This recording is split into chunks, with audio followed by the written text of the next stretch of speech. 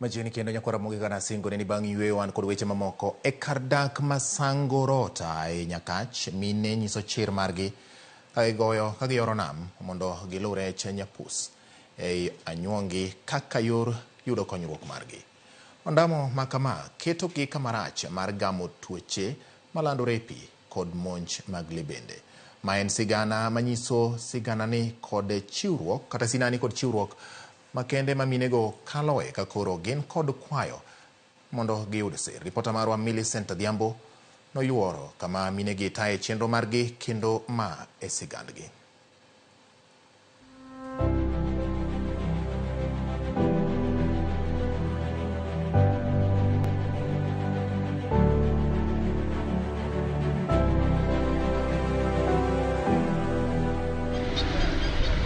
Ekok gweno kinyi mang'ich kapok tong wang' chieng' omienjo. Dwaro mar yudo konyruok dhiro mine ma Sangorota mondo wuoge udi pile ka pile ka gidhi manyo yor migago ei nam. Mine gi luwo nyapus, small aquatic fish, gi dho ngere, kit rech mayudore e anyuonge manie nam kata e water hyacinth gi dho ngere, kendo giuse kata mana e nengo mapiny mar Sh50 ka ng'eny to Sh100 kende. To kata obedo ni tijni tek kendo ponge achiedh nade maketo ngimagi andaki, gitime nikech onge yor yuto machielo mar konyruok. Ondamo ka ondamo magigoyo ei nam Lolwe chal mana gi tij goyo punda kata gambling gi dho ngere, ka mondo minegi konyre nyaka gichul nengo mapek kod dendgi. Sigand minegi manyiso chiwruok kinda kod siniani mar yudo konyruok kata tek nade e kinda paka magikaloe chalo kamae. Ne Josephine Achieng' Otieno, ma en miyo modak kende tok ne wito wuon pare, nochako tij kilwa mar nyapus e higa 2005. Olero kaka osetieko higni mahaw 20 e tijni komanyo konyruok ne gi nyithinde. Pigni dadonje higa mar 2005 to nadonje kaluwore gi chandruok. Samoro wadonjo sa 12 kogo kech walarore kech ji ng'eny maywaye mondo mi yud chance kamidonje. Koro samoro yudo ko wadonjo sa 12, wadonjo sa 1 to wawuok sa 8 kata 9. Wan dhano malaro dhano chiegni ko apangore kwa tung nyaka mwalo piny walaro chin dhano 1000 gi wiye. Nyaka iywechi mi bede pika kor ka ng'iyud kuon michamo. Samoro nyalo bire pitido ka pigni okogo. Idok dala kaka idhi chako onge. Jony gi olo kokalo kuom tich matek ogorore e lenda wang' Josephine, ranyisi mar pek magikaloe ka giluwo nyapus. Koro pigni waere kaluwore gi gimomiyowa to en chandruok. E samoro kiya wi bari kisepudhe ka koro wasanwa pudho olalani ka ng'iya to kori rami. Koro mimiyo wan gi sida mang'eny e pigni. Kony to konywa lakini wan gi sida mang'eny. Wan gi tuo kor samoro nyalo gowa nyaka gi diep rause enywa mang'eny. Kata ng'eye waradogo kar kae ndi to ng'ech ng'eni kirado en ng'ama idhe madhi malo kama.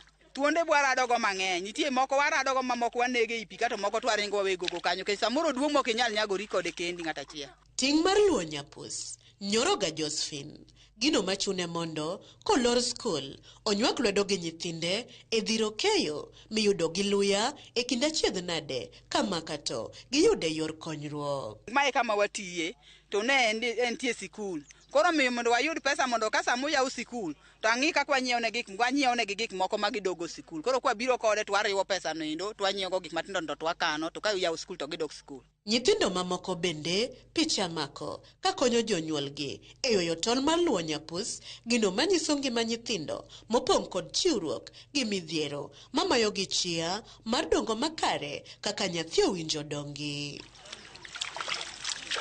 Komachielo mine mamoko bende matimo tijni mar luwo nyapus, kikwongo go wang'i kuomgi tinyalo paro ni giyach. Ooyo, mano ok nyathi mirito gi ilo mondo onyuol, to en midhiero mar tuo mar alaremo kata bilharzia gi kizungu, tuo makoch magigamo e pi kokalo kuom ng'ich sama kute mag chuodho ochwogi to mana nikech chandruok e yor manyo migago. Nokawa ka iya ni ne silimdi to sani iya kut makata kaka nyalo konyora onge, masani koro kanyal donje i pigni. Onge yache iya ka anan gi pek, piye momiya pek ni. Midhiero makama chuno mondo minegi orwakre mapek ka giluwo omethe makwan-gi hawa 4 kata 5 kaka yor geng'ruok ne kute mag pi mamiyogi tuoche. Kata kamano, temogi gore e lwanda. Odwaro swaru moridi e iye ka. To gin sirweche ma kirwakogi, gimaki ti. To kata gimaki to kudni to donjo. Onego bed ni rwakogi kata 4 gi baika. Koki kaw law, koki nyum. To bang' nyumo law, to kudni cha pod donjo. Kata ngitim manang'o to pod en e iyi kanyo, en kanyo ling' ka thum. Midhiero makamagi e dho wath ma Sangorota koro chuno mondo minegi omwony yath mar gayo rem ma kizungu dendo ni underdosing ka gide nyuok gi rem magin go nikech nweng'o margi ok nyal romo miyo gi migago kod thieth makare. Mondo yani othiedhe dwaro pesa, to pesa na onge go. Mondo yani odog kaka ne an, onge pesa. Kiyudo mang'eny, iyudo siling 100. To 100 ni ok nyal teri osiptal, to 100 ni ok nyal konyi ot. Samoro pesa midhi nyiewo godo yath onge. Kech kata gi siling 50. 50 ni arundo siling 110 pok arego. Adhi yudo moko kanye. Ang' naninda maonge yath mamuonyo kendo kinya chaka duogo mane pigi. Osiptende wagi onge yedhe mag sirikal gi magi nyalo konyore. Koro chuno gi ni ing'iewo and ng'iewo magi ng'iewo gi underdose. Ewi mano, midhiero mar lokruok futo mar kor lwasi kata climate change bende medo gi chandruok mathoth e ngimagi ka peyni 2 e alworano osenimo e pi kaka nam medo ng'ok ka duogo oko kendo muonyo lowo motuo. Ng'ok mar nam Lolwe ka duogo oko bende rocho tij luwo nyapus ka koro chuno minego mondo sikre e ikut mar nam Ataro ka gidhi gi iye gino mamedo keto ngimagi andaki. Ka sama backflow ni biro to pi bedo mang'eny makoro ka gidonjo iye kanyo pi nie ng'utgi. Koro sama pi nie ng'utgi ok giti maber. Kaeto nikech gini be nigi kute mopogore opogore. Koro nyiso ni ka pi ogik nyaka ng'uti to from down nyaka ng'uti kute go kayo. Koro gitime atima ni gionge gi gima ginyalo timo to gihinyore. E kindi midhiero makamago, minegi oramo ni nyaka gimeny pile ka pile mar yudo konyruok kaka ginyalo dolo okumbo. Kata kamano, sinani mar dhi nyime kod tij luwo nyapus dok chien miyo gikwayo sir kod kony kuom sirikal. Ka sirikal nyalo konya jowadwa, to gikonya mondo ngimana oduog kaka ne en. To pesa mayudo kata ok nyal konya kata business. Ok onyal konya e business. En pesa machamo, kode ka, taka gikrota ka, orumo te, anota dhi e lili kama. Kata kaka nyathina nyalo dhi sikul, onge, to dichuo to nosetho. Giminyalo timo ok wane, mana ka sirikal omiyowa pesa moro matin, kata kony moro, mondo ji owe donje iye. Kech kako omendo biro oko, pi bedo matut. Dwagomba kata pesa moro ayaw go ohala moro mopogore gi ma. Kae gin tuoche nitie mang'eny ma ka thieth onge ma regular to ngima jowagi kethore. Koro kinyalo ketnegi thieth ma sirikal nyalo ketonegi thieth bang' ndalo moko to ikelo negi kar thieth to githiedhore. Apani mano nyalo konyo. Wanyalo kwayo sirikal mondo ng'i kaka geronwa wang' pi kar wang' pi wani mondo kik omukre kech omawa ndara mar adek.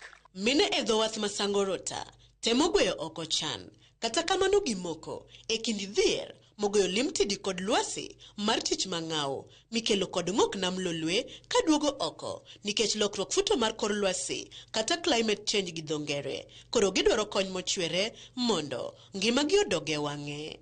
Magi timore e kinde ma piny owacho bende nigi chenro mar dwaro keto e tim mapiyo okenge mag kedo gi midhiero malokruok futo chal mar kor lwasi kata climate change kelo ne oganda modak e alwora mar nam Lolwe kaka yor kelo resruok kod fongruok mochwere ahinya to kokalo e tieko gedo mar yawo ma Korusoin. Millicent Adhiambo, Ramogi TV, Sangorota, Nyakach, Kisumu County.